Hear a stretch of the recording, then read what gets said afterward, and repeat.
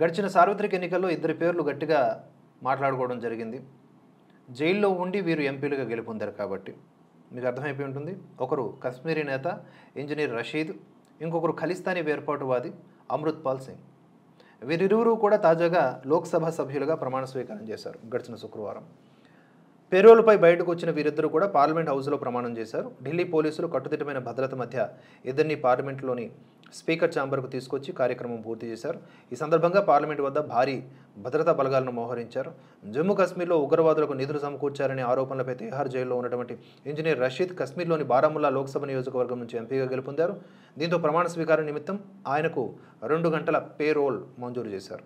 పంజాబ్లోని ఖదూర్ సాహిబ్ సెగ్మెంట్ నుంచి గెలుపొందిన ఖలిస్తానీ వేర్పాటువాది అమృత్పాల్ సింగ్ అసోంలోని దిబ్రూగఢ్ జైల్లో ఉన్నారు. ఆయనకు 4 రోజుల పేరోల్ లభించింది. దీంతో తెల్లవారుజామున 4 గంటలకు దిబ్రూగఢ్ జైలు నుంచి అధికారులు బయటకు తీసుకొచ్చారు.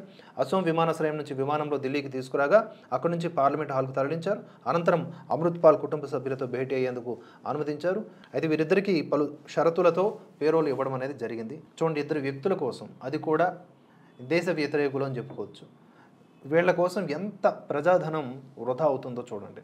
ఇలాంటివి లెక్క పెట్టుకుంటూ పోతే మన దేశంలో ఈ వృధా కొన్ని వేల కోట్ల రూపాయలు ఉంటుంది నెలలో. ఇంకా సంవత్సరాలు లెక్కేసుకుంటూ కొన్ని లక్షల కోట్ల రూపాయలు ఇటువంటి వ్యక్తులపైన లేకపోతే ఇలాంటి దుర్మార్గమైనటువంటి వ్యవహారాలపైన ఖర్చు చేస్తూ ఉన్నారు. ఇది శోచనీయం.